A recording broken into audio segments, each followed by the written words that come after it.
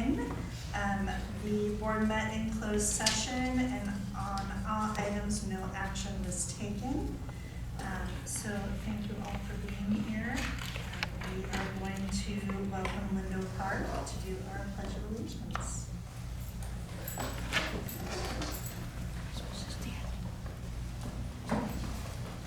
Audience, please rise. Face the flag. Right hand over your heart. Ready? Begin. I pledge allegiance to the flag of the United States of America and to the republic for which it stands, one nation, under God, indivisible, with liberty and justice for all. Before you get started, I just wanted to acknowledge, so I did receive a message regarding a more interactive presentation, which we have granted, but I just want everybody to be aware that per the Brown Act, there may be items that we cannot answer, so we are restricted on how we can respond to things because it is out of the ordinary, so I just want everybody to be aware. We appreciate that. Well, thank you for the opportunity to present to you tonight. I'm Jessica Green, the principal of Lindo Park. I have two fabulous students who will be presenting with us, with me as well today. And I just want to say thank you for the opportunity to be here. We're going to start off with our Falcon Pride. Our motto and our mission is at Lindo Park, we pride ourselves in working together, building strong systems, fostering strong relationships with our students, our staff, and our community. So just a quick order of our table of contents. So we will have the student presentation, we'll go over our goals, our ELA, and our math, and then our PBIS attendance goal. It was looking at some data. Okay. Always be yourself unless you can be a falcon, then always be a falcon. Just real quick. Okay. And I will let them introduce themselves. This is Hayden and Emma. Hi, I'm Hayden Shucha. I'm in 5th grade and a big theater kid. I'm in Troop 45 in Scouts BSA. I have been at Lindo Park since kindergarten alongside Emma. I love to do math in pretty much all subjects. I'm currently the president of Student Council here at LP, and I've been in Lindo Park's Drama Club productions ever since it started. I have a big heart and love to spread kindness, and me and Emma have been best friends ever since we started soaring here at Lindo Park. Hi, my name is Emma Murphy. I am in 5th grade. I have been at Lindo Park since kindergarten. I have also been a part of Lindo Park's Drama Club. I am a part of Student Council as well as a playground leader. I enjoy math and art. I am also proud to say that I am and will always be a Soaring High Falcon. PBIS, Soaring High, The Evolution, 2021. Attendance. In the beginning, attendance trophies, what are those? Attendance incentives? Huh? Let's just say Lindo Park has changed a lot.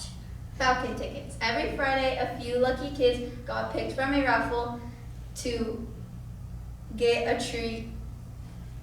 Storebuck/store. Oh my gosh, it's a backpack! The OG store wasn't the sharpest idea we had until Falcon store.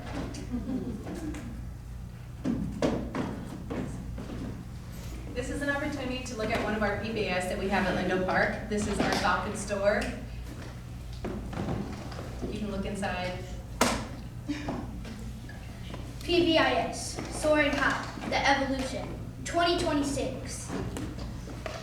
At Lindo Park, we have attendance incentives now, which includes attendance trophies every month, perfect attendance, beat the bell, which is fun activities at the game, and we can soak the principal if we come to school. Falcon Pledge, also known as Soaring High motto. Every Friday at Lindo Park, we are safe, we own our actions, we accept differences, and we are respectful and responsible. Storebuck/Falcon store. The Falcon store is a teacher and student created store which includes teacher and student created coupons. Storebooks. Money, money, money. The more we soar high, the more bucks we get, the more opportunities we have. Soaring high. What does that mean at Lindo Park? Soaring high means every student is safe, every student owns their actions, every student accepts differences, and every student is respectful to others and responsible. What happens when we make poor choices? We get fix-it tickets. Our teachers talk to us about how we can make better choices next time. Our principal, counselor, and teachers give us an opportunity to turn our days around if we are having a bad day. We have low-level referrals. We have proactive, which means teachers care about our well-being and want to see us do well. Major referral equals Yikes. That's why at Linda Park we say, Falcons, Falcons, soar high. What makes learning fun at Lindo Park? High standards, No excuses, always soar high. and never give up. In the pictures you can see on the far left middle, there is chess club, which is hosted by Mr. Talk. He goes out of his way during his lunchtime to host chess club for certain students. And the other photo with kids sitting around the four square is Miss Pepe, I think Miss Pepe and Miss Visa's class playing a game together. Always soaring high. In some of the in the first picture we have our teachers on the 100th day of school dressing up as 100-year-olds. And the one below that is our turkey trot, and that's where we ran around, did laps, like a jogathon. And then for Never Give Up, our teachers dressed up in these blow-ups, and they were racing, and they didn't give up no matter how many times they fell or couldn't really run that well. They still made it to the end. Teachers in school motivate us by. The teachers motivate us by telling us how good we are and pushing us to be our best. For example, taping Miss Green to the wall if we went up in our map scores. So we all went up. They also reward us with treats or something fun like pajama parties for the test, like maps and state testing. Our teachers make learning fun and exciting. In the photo with the little duck charm, this is the lucky duck which Ms. Bisa gave to her students during state testing, and it would help motivate them to do really good in the state. And the bracelets one, it's called goal bracelets because we picked a word that would help us throughout the year to remember confidence. We would get charms and the letters and put it on a bracelet, and we remember that throughout the year we should be confident. In the photo with the little pin, those are our positive pins. They say nice words on them on the pin, and there's a little charm of an animal such as a duck or something. And then the testing posters, our teachers or slashers we saw would write motivating things on it for the test, so we could do our best on the test. Physical education with Mr. Braun. We have PE 4 days per week, which keeps us active and gives our teachers time to collaborate with each other almost every day. Mr. Braun teaches us how to play a lot of games, and our favorites are sharks and minnows and dodgeball. My favorite thing about PE is that Mr. Braun makes PE so fun. My peers also make PE the best by working together and making the games more fun. I'm so honored to have Mr. Braun as my elementary PE coach. My favorite thing about PE is that Mr. Braun makes it so exciting. He tries his hardest every day to make exercising fun, and I'm also glad that he does because it just makes PE funner. Leadership opportunities. Student council is 3rd through 5th graders. We make up dress up days or plan out what we want to do on a certain week. And then Falcon TA, which is 5th and 4th graders. We help out in classrooms. We help teachers, we go into their classroom and help the little children with whatever the teachers are doing. And then 4th and 5th, playground leaders. We go on the playground and help out staff that are there and show the children what they should be doing since there's a lot of children. And then classroom buddies is kinder and 5th. 5th graders get kinder buddies, and we go into classrooms and do art with them. Yeah. We also have after-school enrichment. Students in grades 1st through 5th can participate in a variety of after-school clubs put on by our very own teachers. We have baseball/kickball club, which is hosted by Miss Garza, hockey/soccer club, which is hosted by Miss Bass, basketball club, which is hosted by our PE teacher, Mr. Braun, math club, which is hosted by Miss Orvin, and Encore, which is reading club, is hosted by a bunch of our teachers, and drama club, hosted by this girl, Miss Lisa. Middle school field trips with TDS crew. Emma, how has TDS helped you or encouraged you or given you confidence? Well, Hayden, to answer your question, the TDS field trip has helped me to get to see what we should expect in middle school.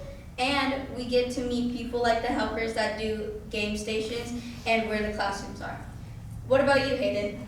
Thanks for asking, Emma. The TDS field trips have helped me get to know the teachers, the students, the amazing electives to be offered, be prepared for middle school, have an idea of what to do for PE, know the school, and pretty much have an idea of what to expect for TDS.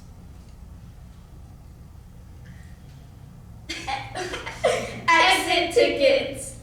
So, majority of our teachers do exit tickets for our students. So, and this helps to they're used for transitions if they're transitioning to recess, or is their exit ticket out to their next subject. It checks for our understanding and our content, it builds knowledge, and it brings the lessons back around for the students. So they do have some questions, and this is the question round for you. There's their questions. Okay.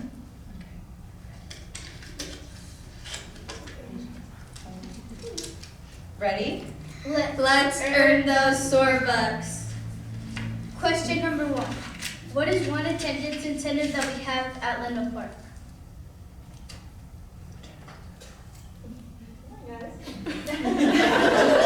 I'm gonna fail.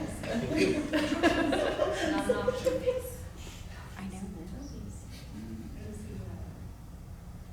have their students or their Sorbucks. Sorbucks. I was gonna say Sorbucks. Okay. Okay. I thought that was too easy. I didn't want to say that. Okay. All right. Great. Which one do you Next. guys got? Give it to Autumn. Give it to Autumn. Whatever. One of them. Just no.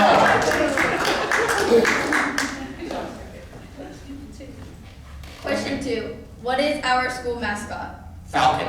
Congratulations. There you go. Thank you. How much is this? 10? Oh, I get 10? That's great. Gotta look in the box to see what you can buy with Oh, that. this is 2025. I mean, I can. Question number 3. Soaring high means to A. Always do your best and accept others. B. Be safe and own your actions. C. Be respectful and responsible. Or D. All of the above. All the above. Well, excellent job. You get another one. How much do I get this time? Oh, good. I can buy the little box.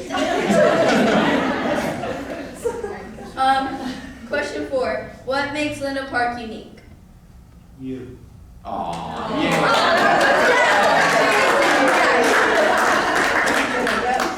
You get a 50. That was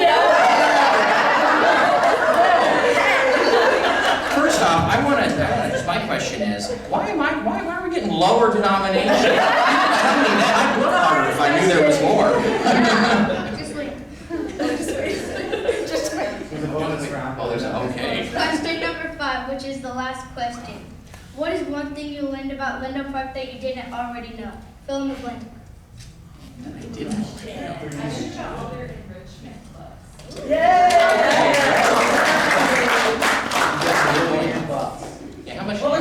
how much did you give Autumn, Hayden? Okay. We have more where that comes from. Oh, good. I do want to say thank you to Hayden and Emma. They have been with me since I started at Lindell Park, so I've been their principal since kindergarten on up. So I felt like it would be wonderful to have them share their Lindell Park experience since they'll be going to middle school from when they first started to now. So that's why we said the evolution of Lindell Park. So thank you. Can we donate our $50 to the presenters? Yes, please. Then somehow we'll split my 30, 15 each. So there you go. There you go.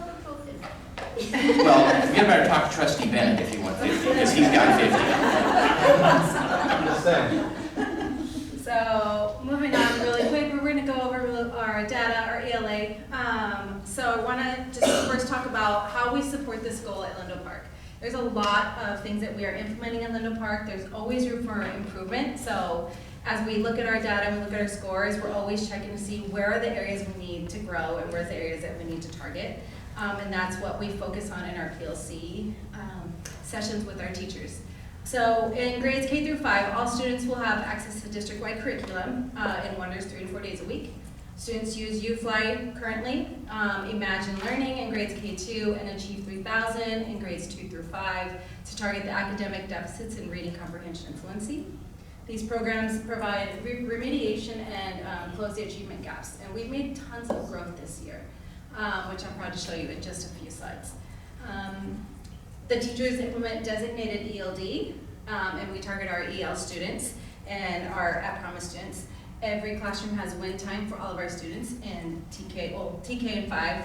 This year we added TK, which usually it's kinder through 5th. And Encore has been a huge jump for our kiddos. We've been doing after-school programs to help them fill the literacy gap, so this is super huge. We have a lot of our teachers and a lot of our students are in this Encore program.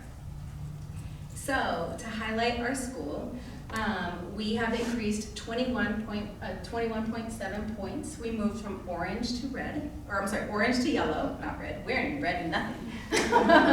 And I do want to highlight that because our students made tons of growth in ELA. And I wanted to target and really emphasize our English language learners who increased 24.4% in points, and our students with disabilities. As you know that we have 3 SDC classes and we have 3 RSP teachers who are on our campus working really hard. We're doing a lot of mainstreaming.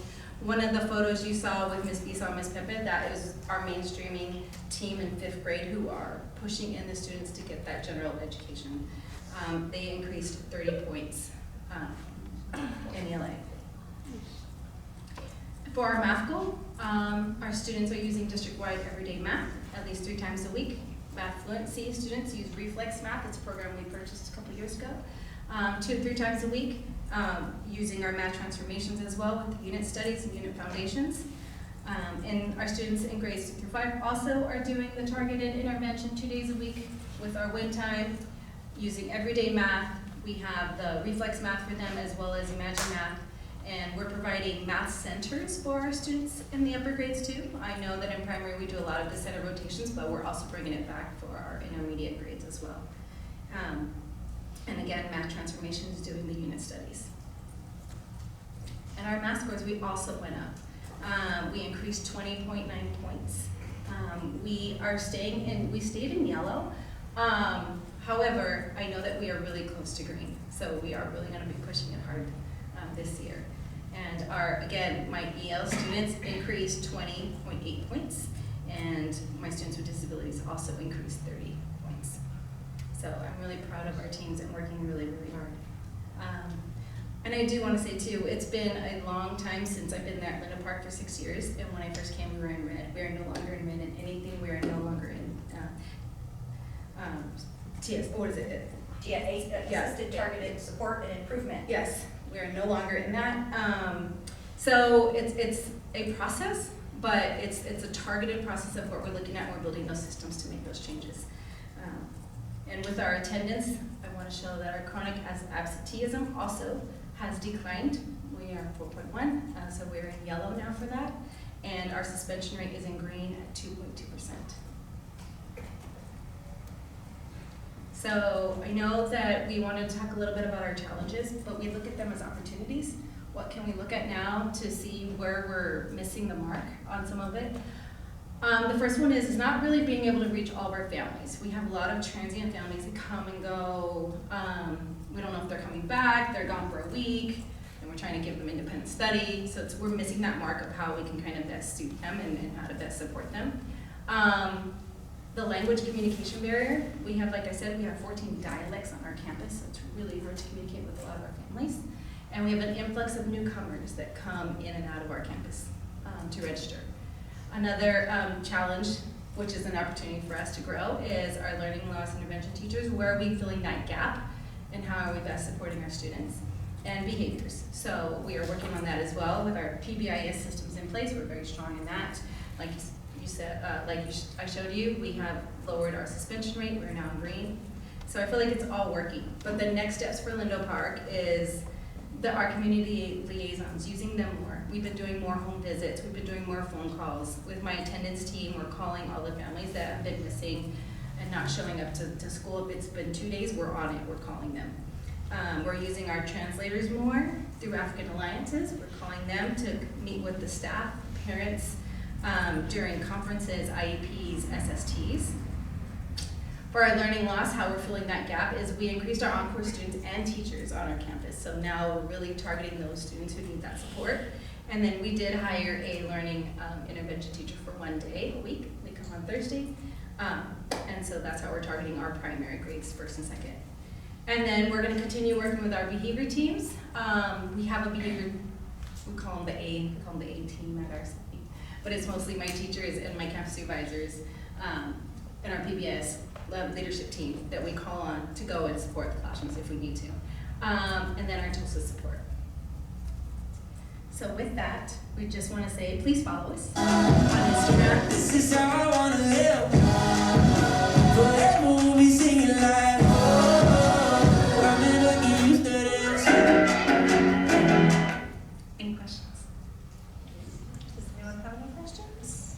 No, just thank you for this fantastic interactive. I'm now $30 richer. I was going to cut off his mic so he wouldn't know. What? Thank you, Lindo Park, and thank you, Principal Green, and the students here, the parents. That was a great presentation, and I hope to see more of it. Thank you so much. Thank you. Yeah, thanks for sharing all of the growth you've had. You're doing an amazing job, so thank you for all your work over there and your staff.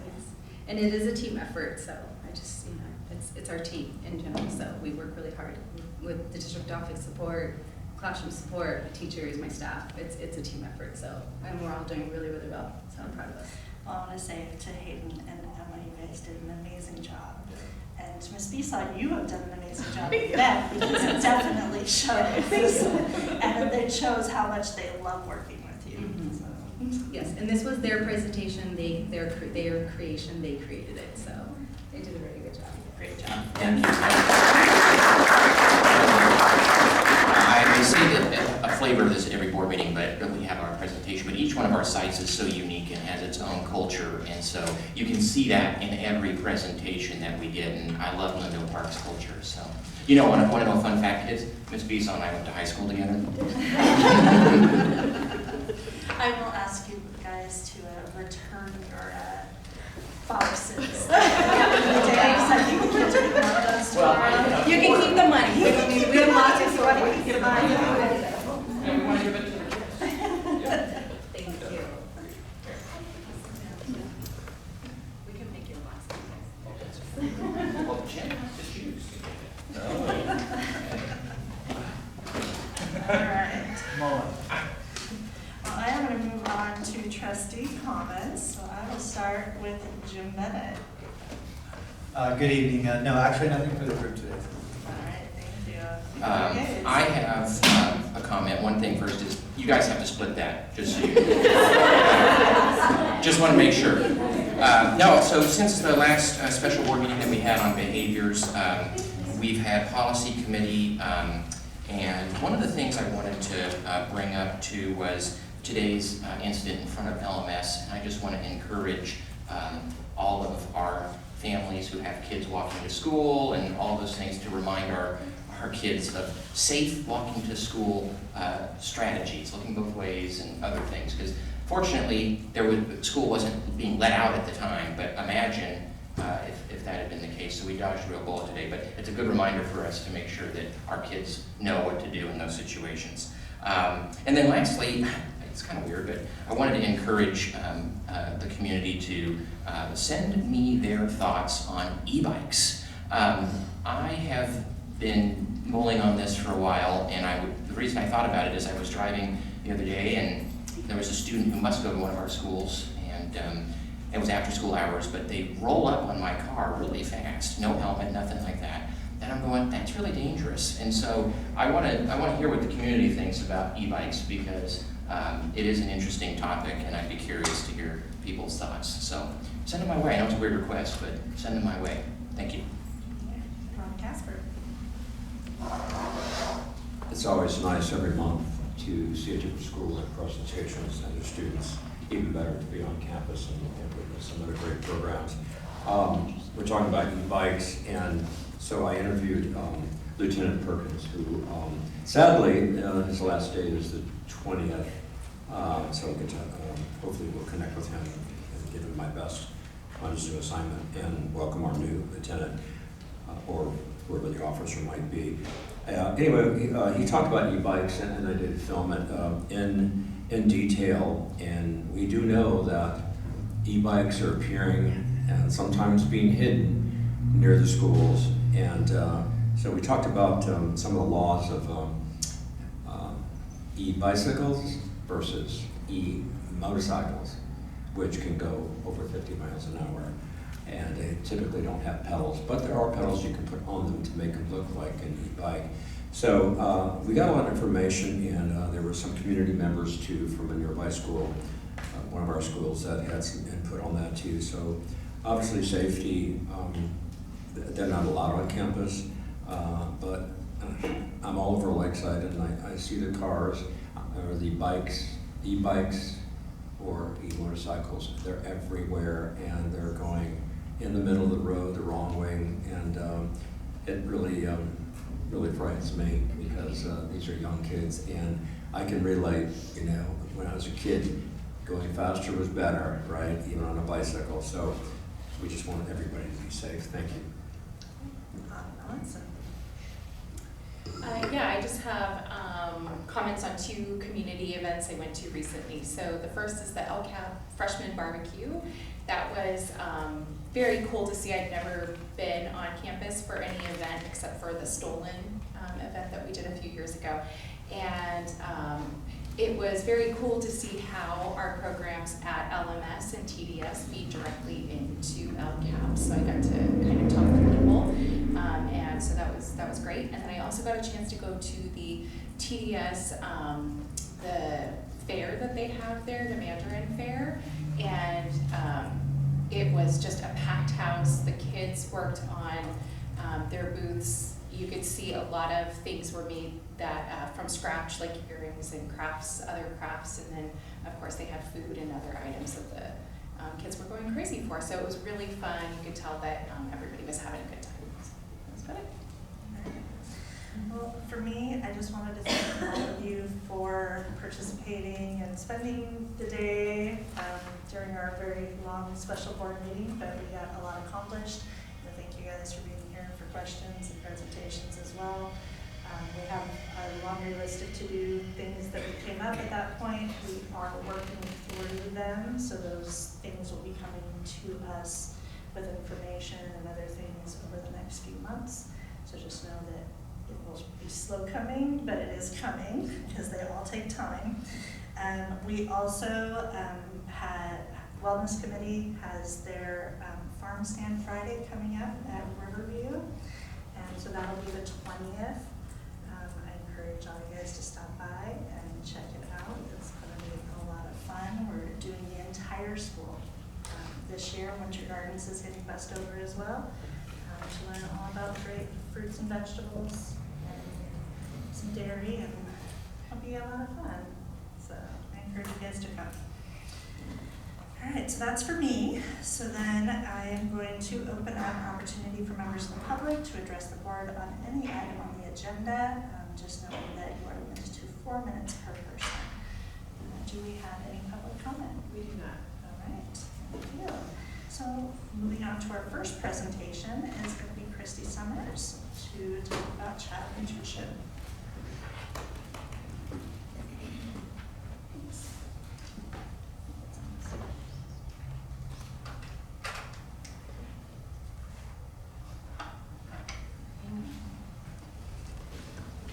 Good evening.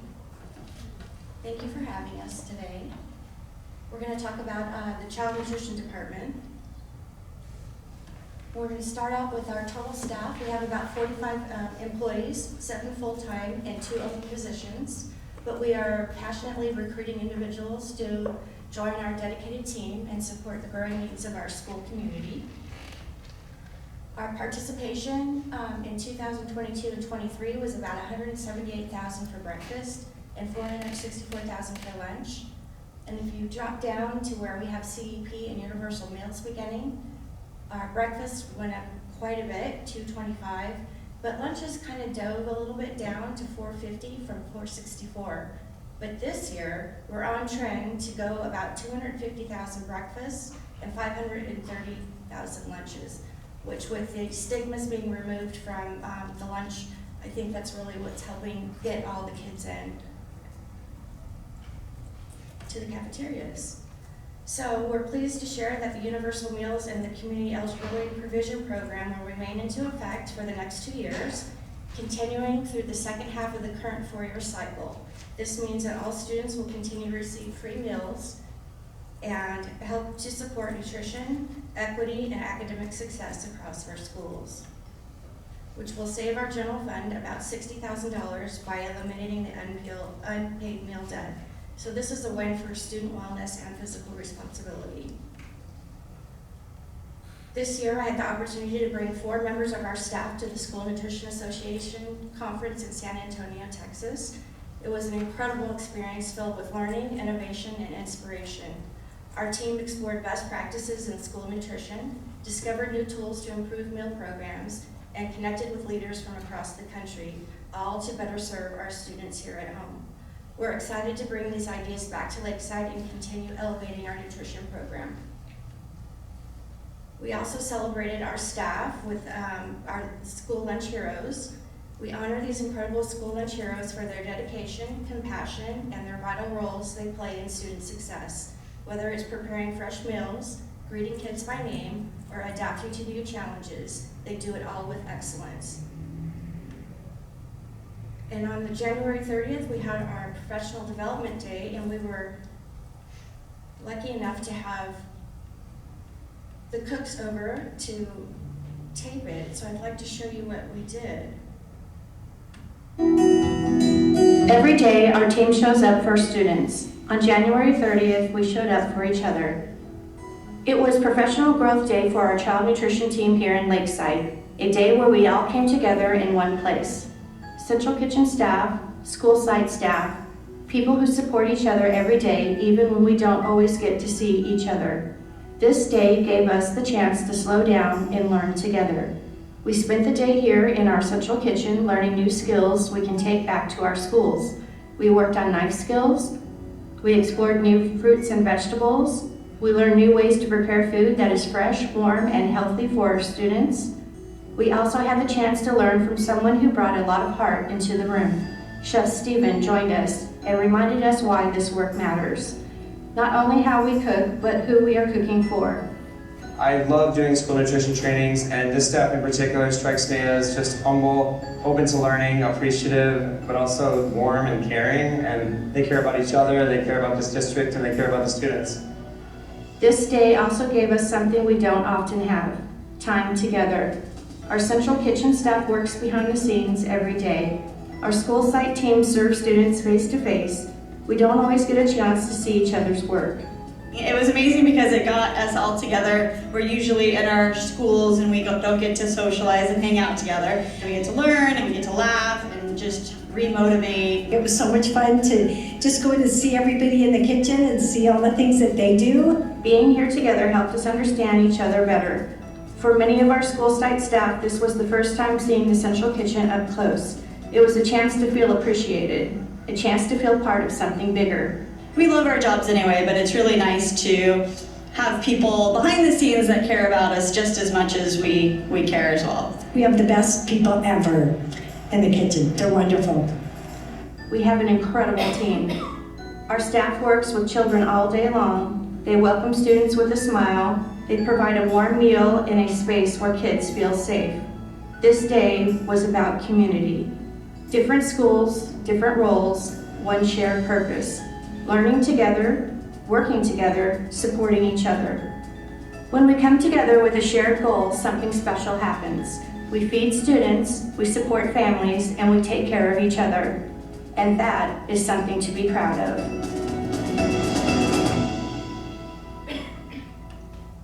So that was an incredibly wonderful day. We had such a good time, and we got to learn a lot of things and get together and communicate with people we don't get to see every day. So it was really nice. Oh, my presentation is over.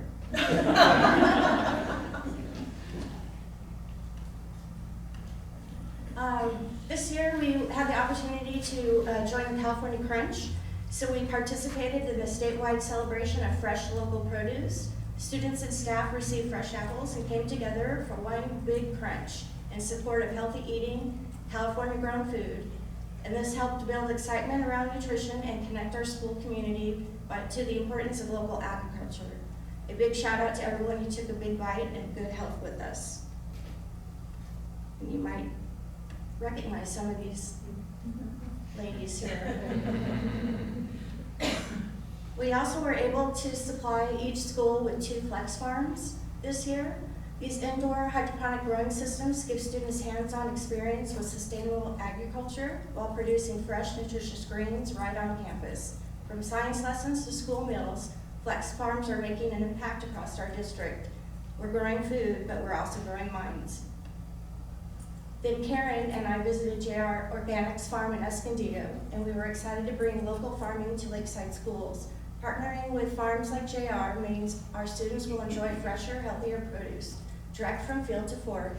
Supporting local agriculture also strengthens our community and teaches students the value of sustainable food systems.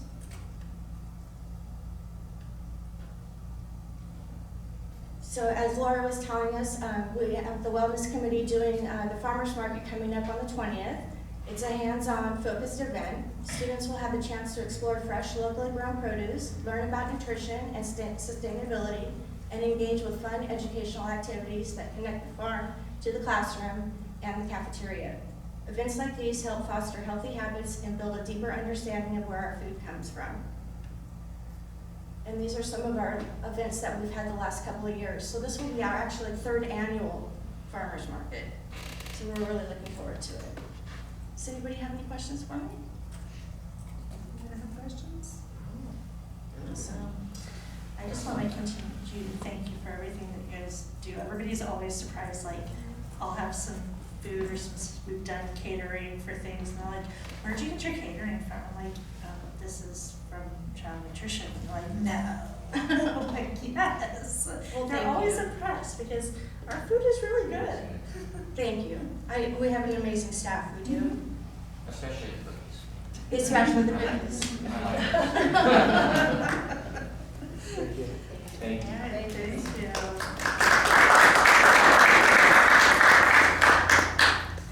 All right, next we have Dr. Winspear, who is going to present the LCAP.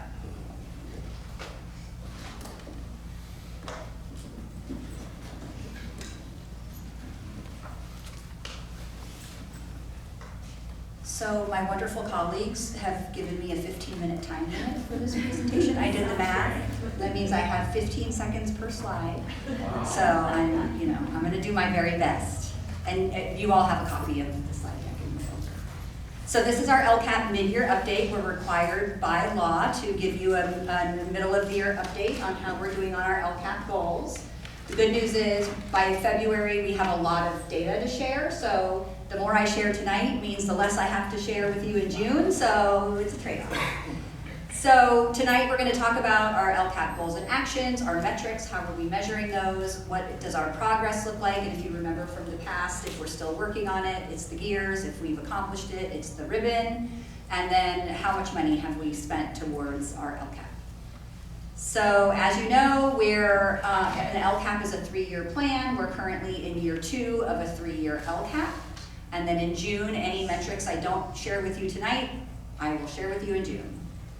So goal 1, I should have sore bucks and test you on our LCAP goals. Be a useful exercise. Yeah, okay, June. All students will make academic growth in order to reach mastery of grade level standards, individual goals, and the development of our LUSD student profile competencies. So this is all things academic. And you've seen this slide before as well. What are some of the really high leverage things that we are doing to make this happen?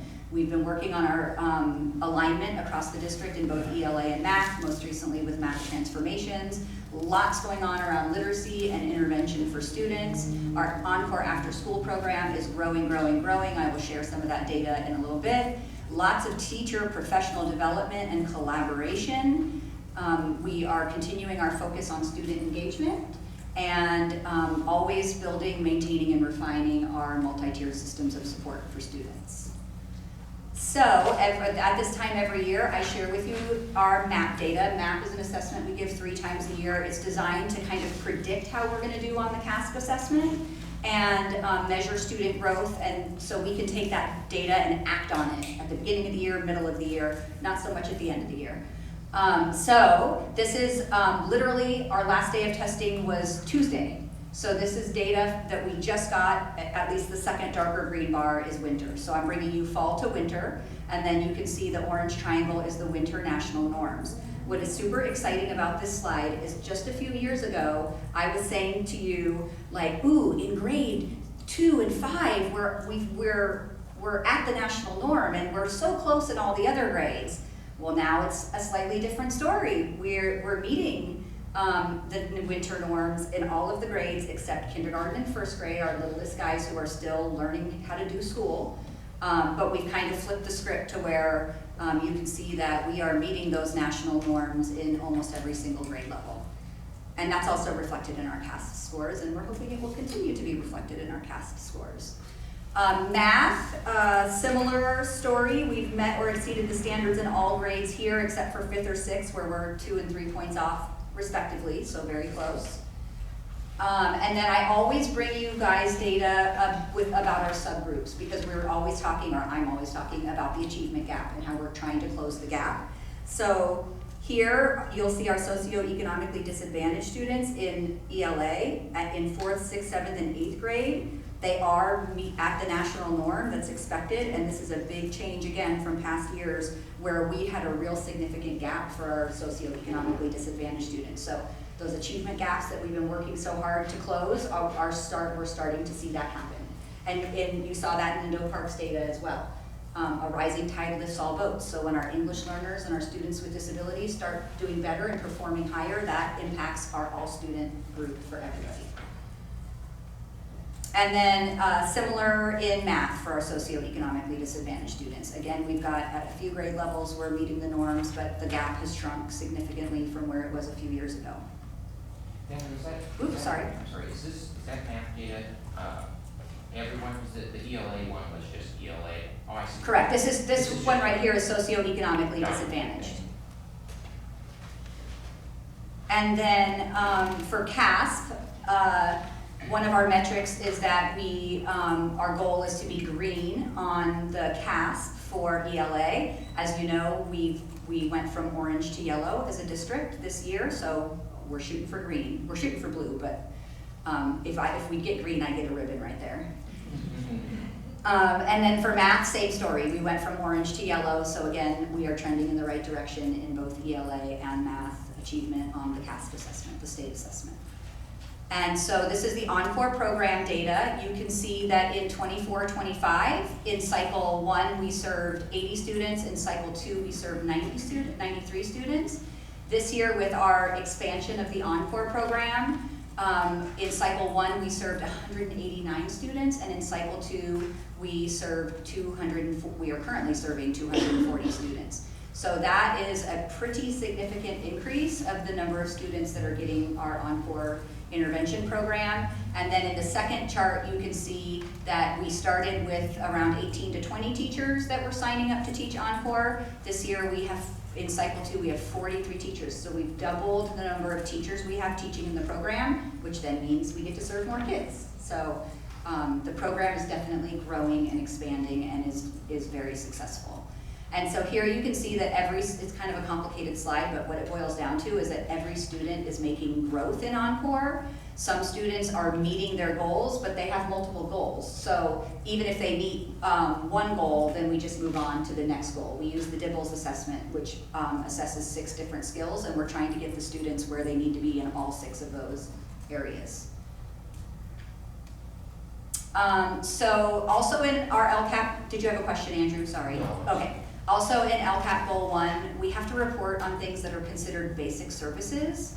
So things like fully credentialed and assigned teachers, access to standards-aligned instructional materials. So this is not as exciting as some of the other work that we do, but it's still important. So 87.8% of our teachers are fully credentialed and properly assigned. And if you recall, Robin gave a pretty explicit explanation of how all of that works a couple of months ago. What an enthralling. Yes. 100% of our students have access to standards-aligned instructional materials, and all students, including English learners, students with exceptional needs, and other unduplicated students will be enrolled in a broad course of study. That is what we want, that's the goal. And 100% of our students have access to a broad course of study. So our state science assessment, we wanted to increase the percentage of students meeting or exceeding science standards, and as I reported to you previously, we really have done really, really well here. On the left is Lakeside, where we came out the gate this year in the green, as opposed to the state of California. They came out the gate, or we all came out the gate in yellow. So we are outperforming the state of California right now in our science results for our students. So we get a ribbon. And then the metrics that I will report to you in June are metrics 1.5, 1.6, 1.9, and 1.11. So I'm required to tell you which ones I'm reporting on and which ones I will report on in June. And then, as I say, every year, we're a little over halfway through the year, and as you can see on all of these goals and action, or on the actions, we have spent about half the money we've budgeted for these actions at this point in the year. Goal 2 is almost exactly the same as Goal 1, except this is where we pull out our students with special needs and our English learners, because again, that's where our gaps have traditionally been. So we do all the same things for all of our students that we do for everyone else in Goal 1, and then we add value for our these student groups. So we have amazing community liaisons who support us with frequent and timely communication with families and direct support for our English learners. We have been providing a lot of instructional aid professional development for our special education aides. That was a gap that we identified, and now we have a year-long monthly training that we provide for our special education aides.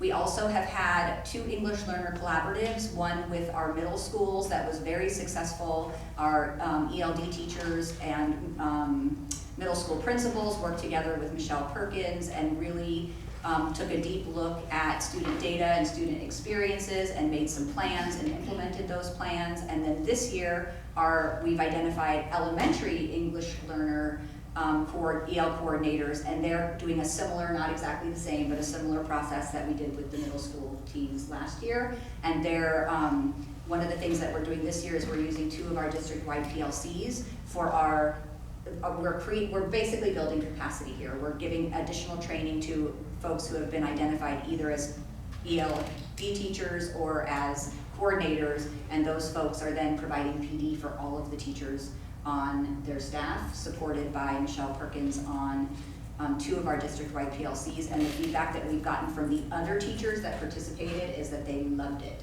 So we worked really hard, or they worked really hard to make it very interactive and meaningful for the teachers. And I think the teachers enjoyed getting PD from their colleagues. And then we've also been working hard on ensuring that our students have access to evidence-based programs and professional development in special ed. We've adopted some literacy programs that are designed specifically to accelerate learning for students with special needs. So as you can see from our outcomes, those things are working.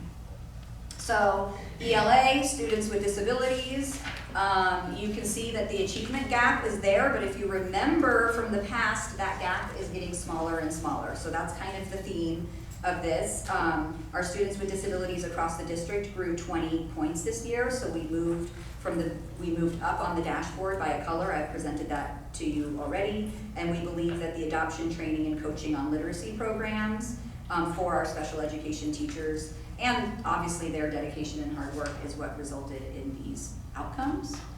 And then in math also, and I also want to point out, you're definitely seeing at every grade level growth from fall to winter. So as we would expect, our students are showing growth from fall to winter, but more importantly, we're slowly but surely closing those achievement gaps. Our students with disabilities in math, oh, I put ELA again. I don't have the exact number for math, but as you recall, it was also pretty significant district-wide.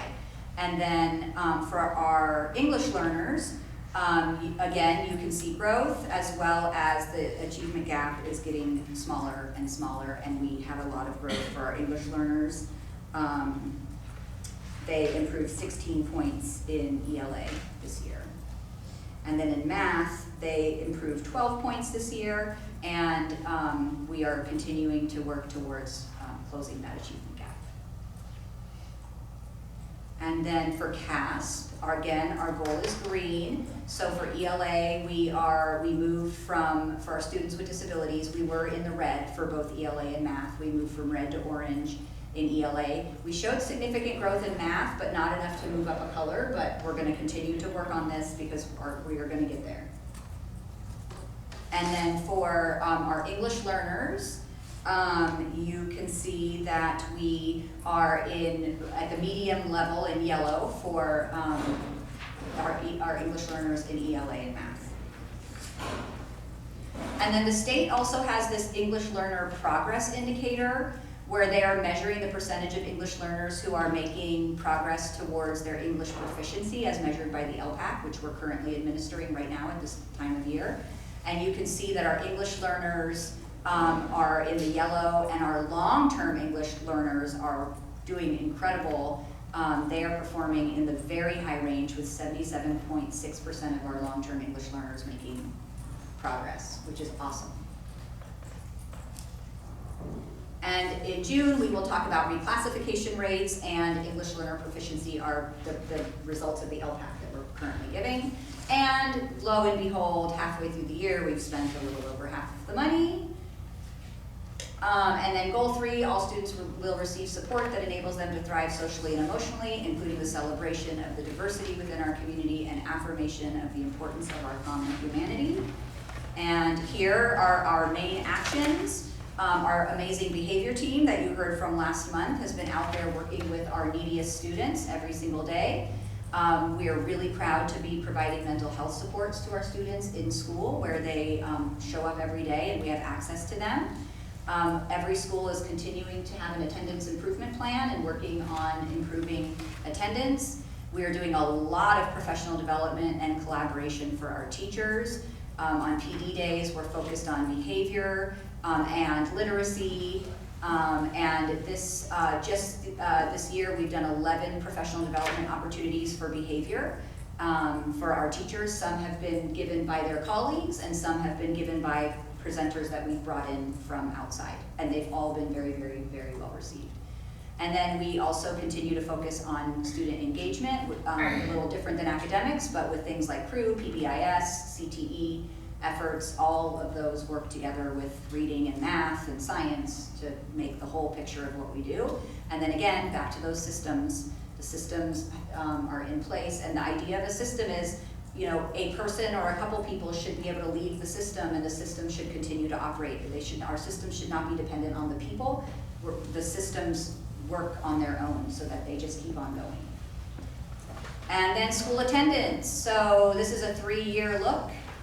We continue to go down. I think we kind of bit off that big chunk in year 1, and now it's getting a little harder, but that's okay. We went from red to yellow, and we continue to see that our chronic absenteeism rates are going down, while our positive attendance rates are going up.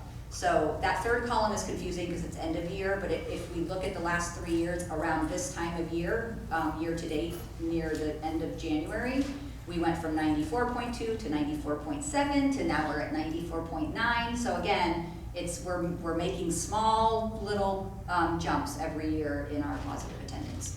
And it's a lot of work that goes into those small jumps. And then this is our mid-year attendance trends. And the big idea here is that you can see our excellent and satisfactory attendance continue to go up, whereas our manageable and chronic attendance continue to go down. So that is awesome. And then school climate is all about meaningful participation, school connectedness, social emotional support, and we measure that using the California, we measure it using in a lot of ways, but this metric is across the state of California, our California Healthy Kids Survey. So I give you 2 years of data just so you can kind of see trends. So percentage of students reporting they feel connected at school. 5th graders are 74% this year, and this is this year's data because we did it in November. And 58% of our 7th graders feel connected at school. So we are still working on those two things. They both went up a little bit though, so again, moving in the right direction. Percentage of students reporting that we have high expectations for them at school. 86% of our 5th graders and 72% of our 7th graders. Middle school went up slightly, so we're trending in the right direction, and we met the goal in 5th grade. Percentage of students reporting that they do interesting things at school, so 63% of our 5th graders and 51% of our 7th graders report that they do interesting things at school. Being on campuses, it sure feels like it's higher than that to me, but this is kids sit in front of a computer and answer these questions, so this is what they say. However, what I observe is a lot of very interesting and engaging things happening at all of our schools. Percentage of students reporting that they get social emotional learning support at school. 77% of our 5th graders say they get that support at school, which is great. And this question is a little bit different for 8th grade or 7th grade, that's why it's on a different slide. Here they ask, do you know who to go to at school when you're sad, stressed, or depressed? So where to go for help. So 70% of our students say they do, that we would love that to be higher. Percentage of students reporting that their school encourages them to take care of their mental health. That's also a 7th grade question, so 71% of our kiddos say that we're encouraging them. And then for safety, you can see that 83% of our 5th graders feel safe at school, 57% of our 7th graders. We talk about this a lot and we do a lot of things, but again, it's interesting. You'll see with our staff and our parents, they're in the 80s and 90% range when they say, do you feel like school is a safe place? So we're trying to drill down into why the students are feeling a little bit differently. I'm guessing it's peer-to-peer types of issues, not really overall school safety. So staff reporting that school is a supportive and inviting place for their students to learn. 96% of staff feel that, and this is classified and certificated. Percentage of staff reporting that their work environment is a supportive and inviting place for them to work. 90% of our staff, or 91, feel that way, which is awesome. Percentage of staff reporting that school is a safe place for their students, 91%. Percentage of staff reporting that it's a safe place for them to work, 92%. And then what do our parents say? Parents reporting that teachers are responsive to their children's needs, social emotional needs. At elementary, it's 93% of parents say that teachers are responsive, and in middle school, 89% say that staff are responsive. So those are good numbers. Percentage of parents reporting that school promotes academic success, 95% in elementary and 90% in middle. And our goal for all of these is 85% or higher. Percentage of parents reporting that school is a safe place for their student. 94% of parents say at 5th grade school is safe for their kiddos, and in middle school, 88% of parents. And student support. So I always like to tell you how many kiddos we're seeing with our Wellness Together partnership. So we've got, this is mid-year, they've served about 131 students. About half of those are at middle school, we've talked about that before. And then we also have educationally related mental health services that are for students with special needs, and we just count those differently because they're on their IEP. So we have 91 of those, so when you add 131 plus 91, we have over 200 kids getting direct support for their mental health needs during the school day at school. These are kids we used to refer out, and we would have to rely on them being able to get an appointment, and sometimes it took 6 to 8 weeks for that to happen. And then we also had to rely on parents being able to take them for these services after school. And because we were seeing that some of our kiddos were struggling, and we were tracking our self-harm rates and our suicidal ideation rates, we really felt strongly that we needed to get those supports into school where kids had immediate access to them. And then we will be talking about suspension rates, expulsion rates, and dropout rates in June. And a little over halfway through the year, we've spent a little bit over half the money that we've budgeted, so we are on track. And do you have any questions? Yeah, on the, it's numbered, but it's the safety percentage of students reporting they feel safe at school on that page. And you had just talked about a little bit about the 7th graders, 2020, 24, 25, 51% felt safe, and then 25, 26, 57%. Can we move forward and kind of dig into what's going on with that level of students in 7th grade? Well, I'm very concerned about school safety. I'm on the safety committee. We meet every 2 months. And I was relaying messages about safety to the board.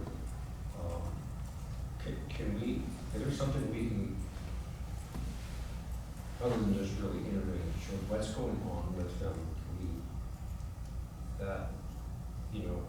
About 1 out of 2 don't feel safe in 7th grade. That's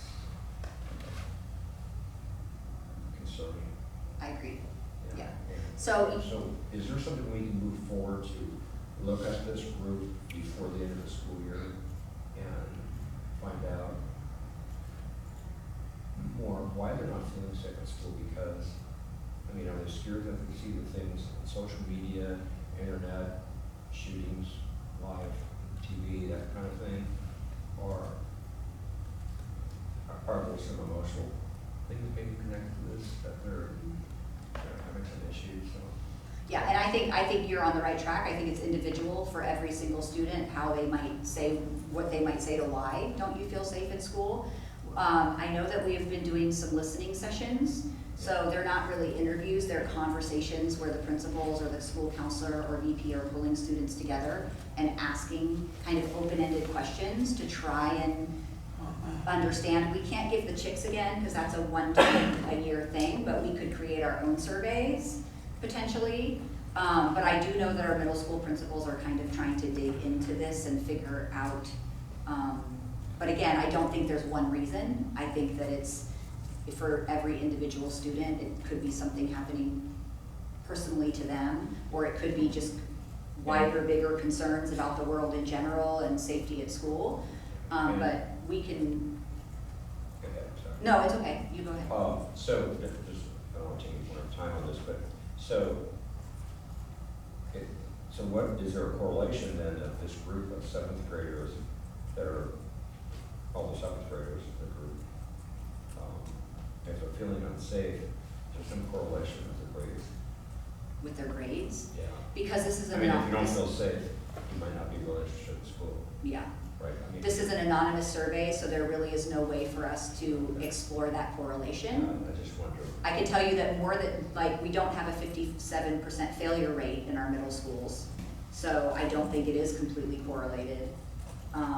But we also can't dig into that because the kids, they are completely anonymous for this survey. Okay. Well, thank you. This is a lot of information. I appreciate that. We did pull this question last year as well, to look at what the questions read, and look at the individual ones, because we were unsure whether it was specifically how it was worded. So that is something that we have pulled over the last year. I remember. Yeah. Yeah. I may have brought it up too, but I remember. Yeah. Thank you. Any other questions? No? All right.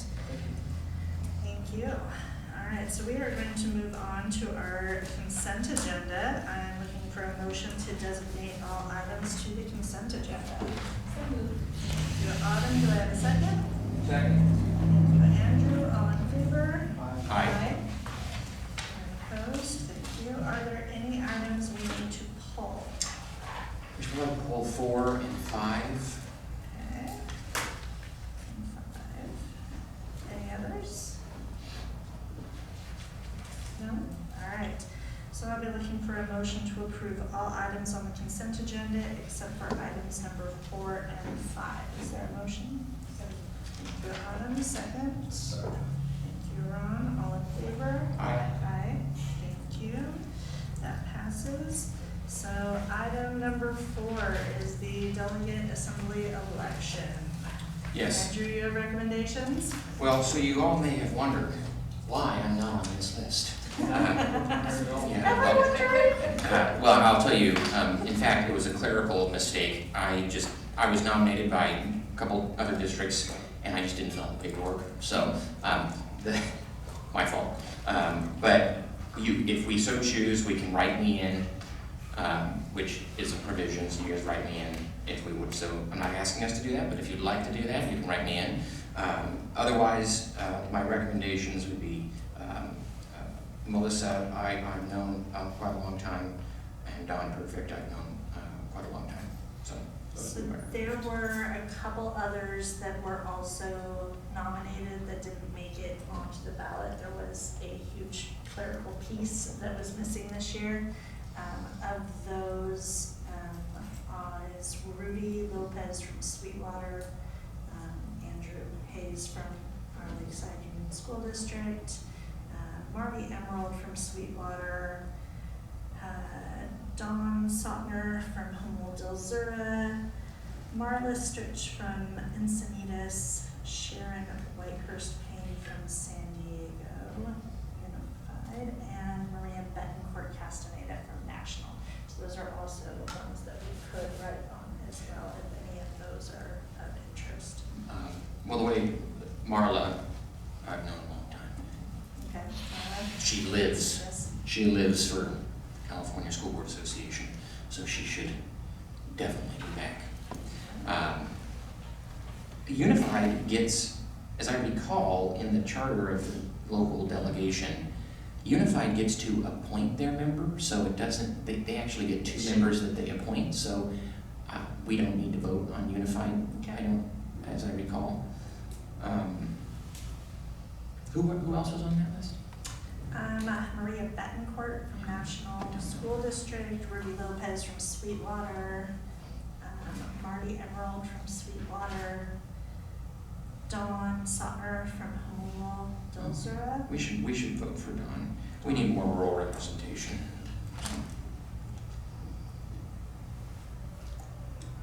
Anyone else have any other recommendations? No? And just so you know, like that's kind of my focus on people that I'm supporting is we need people who are from rural communities to be a voice at the School Board Association. And small districts. And small districts. Yeah.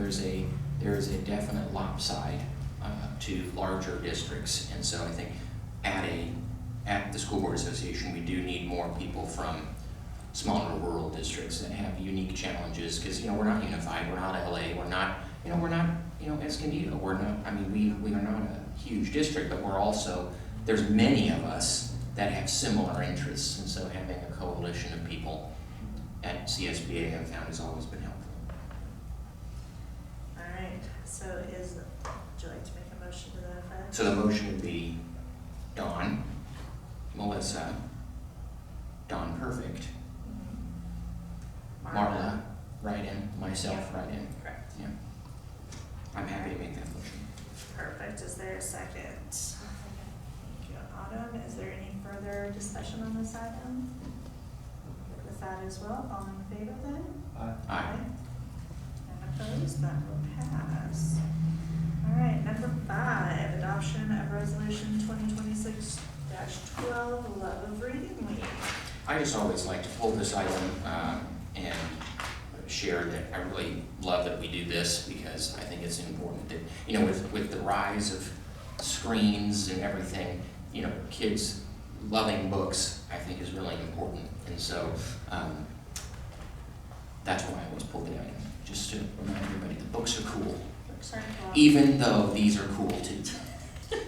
So Well, and I hope Hey, everyone when we will- ask the kids, what do they think is interesting, they're not gonna always say a book, they're gonna say, oh, it's on my phone. Sure. I also encourage everyone to go out and read. And I'm There's excited, I'll be at another Lindo reading Park, week. I'll be at Lindo Park, Rachel helped me schedule that, so.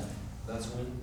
Well, I'm gonna be at Lindo Love of Park. Reading Week And is on the March 6th. 2nd to March 6th. Oh, is that it? So I will be looking for a motion to approve the adoption of resolution 2026-12. So moved. Thank you, Andrew. Is there a second? Second. Thank you, Ron. Any further discussion on this item? All right, all in favor? Aye. None opposed? Thank you, that passes as well. Moving right along, that moves us to discussion items. We have the enrollment report for December 5th through January 2nd. That was in your packet. Does anyone have any questions on the enrollment report? No? All right. Legislative updates. Does anyone have anything that they would like to discuss? Other than the fact that we will probably wanna take a look at bills at the end of this month because they are, the bill introduction deadline is the end of the month. Okay. So there will be a slew of new ideas, mostly bad probably, but still we'll want to take a look Okay. and see if we want to take positions on those bills. For the March meeting. Mhm. Okay. And we'll probably want to, what we'll probably do is when we take a position, we'll probably want to transmit a letter to the committee. Right. Yeah, sounds good. All right, anyone else have anything under legislative updates? that anyone- no? All right. That moves us to reports to the board. I don't see Carrie here, and neither is David Myers. So that moves us right along to Lisa Davis. I just have a couple quick things to, Christy's gone, but I just want to acknowledge that, she's pretty private, it doesn't give herself enough props, but Christy Summers, our child nutrition director, just recently passed a certification, and I cannot for the life of me remember what the title is, but she was very pleased that she spent, I think, the past year and a half going through the classes to get this certification. So I just want to shout out to her that was a big accomplishment. And also that, just to let the board know, the update on the buses, the charging stations are connected and our buses are being active, they are being charged now by our own chargers. And the bus drivers are ecstatic about that. And the new route that was added is super successful, and they're getting more and more participants riding that bus, and has really made things a lot more seamless. And so those are two things I have. Awesome, thank you. Robin Mallory. Nothing except HR is doing great. I'd like to hear that. That's great. We're doing great. Dr. Winspear. Well, we'll just build off of great, and I will share with you that our January PD Day was a great success. As I mentioned earlier, we had sessions on literacy, behavior, AI, CTE, and many more. Our TK teachers, it just worked out that there was a TK conference that day, so we sent our TK teachers to a TK conference. Carrie Strong took a group of teachers to a CTA supported youth mental health first aid training, which they also really enjoyed and said was super productive and helpful. We offered 25 wellness sessions for staff that day as well, including a class on self-care, a class on compassion fatigue, and some meditation and stretch sessions. And overall, the day was balanced with intensive learning opportunities and self-care opportunities for our teachers. And then we have coming up on February 25th, our third district-wide professional learning community of the year. This is where we can give direction to PLC teams to do something collaborative across the district. This year, This is something our teachers have been asking for a while, and we were able to do it because we just had our PD Day on January 30th. We are giving teachers the opportunity that day to collaborate on their Learning from Professional Development Day, and we've created kind of a choose your own adventure opportunity, as well as a landing page with all of the slide decks from PD Day so that teachers can share with each other what they learned that day, and they can integrate some of that learning into their lesson planning or into their classroom systems. So we're excited for that day. Thank you. Scott Burgess. I apologize, battling a cold here, so I didn't get my Kleenex there, so I apologize for that. Probably made you cry. Yeah, I was crying, but it wasn't because of me. I want to thank Principal Green and Linda Park for the beautiful artwork. I always love the artwork and the great presentation tonight. We have, and we're continuing to get recognized at the state level and local levels with some great awards. I want to share those with you. Going back, I realized that I had never, and I know we probably mentioned this last year before I was here, but there are just under 8,000 public elementary schools in the state, and only 4.2%, so 336 of them, earned California Distinguished School. That honors exemplary public schools in California that demonstrate significant achievements in narrowing the achievement gap and enhancing student performance. And Riverview did earn that for this year. There's another state recognition system called the Green Ribbon School. It measures, the three key areas of that are resource efficiency, health and wellness, and environmental and sustainability education. And Tierra del Sol was recognized as a Green Ribbon School for this year. Dr. Hardin and I got to do an interview with San Diego Union Tribune today. We're really excited for them and going to share their practices towards, primarily their focus has been recycling and then their environmental science courses. And that's what earned them their Green Ribbon School, so we just found that out. And then Purple Star Schools. So the California Purple Star School Designation Program seeks to reduce the burden on military-connected students and their families by articulating the most critical transition supports for military-connected students and their families by publicly designating schools that meet certain requirements. Last year, Lakeside Farms earned it, and this year, Riverview, Lakeside Middle, and Tierra del Sol all earned Purple Star School.